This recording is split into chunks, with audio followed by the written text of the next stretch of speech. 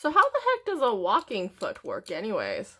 When you are sewing on a sewing machine, these little nubbiny guys underneath your presser foot and your needle plate, called your feed dogs, is what moves your fabric forward.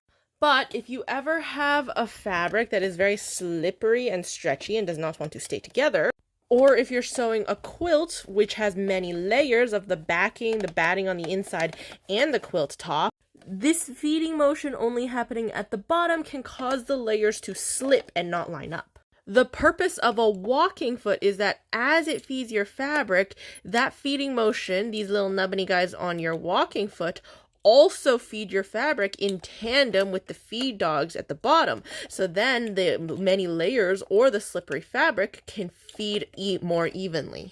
In order to attach this guy to your sewing machine, you cannot just take your presser foot off, you actually have to take this entire ankle part off as well.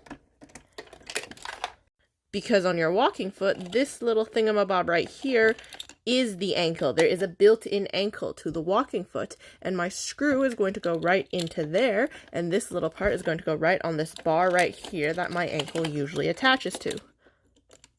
You can see I've gotten it started, but it's not all the way tightened yet. And that's because walking feet also have this bar right here that actually has to go above your needle bar.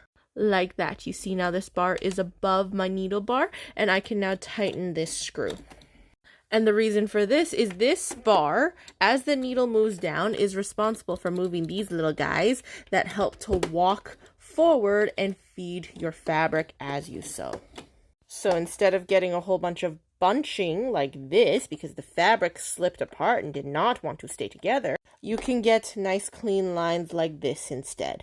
Now that is how a walking foot for a domestic sewing machine works, but you can also get like these special industrial machines that have a walking foot built into the machine itself, which is very common with things like bag making and shoe making, also upholstery.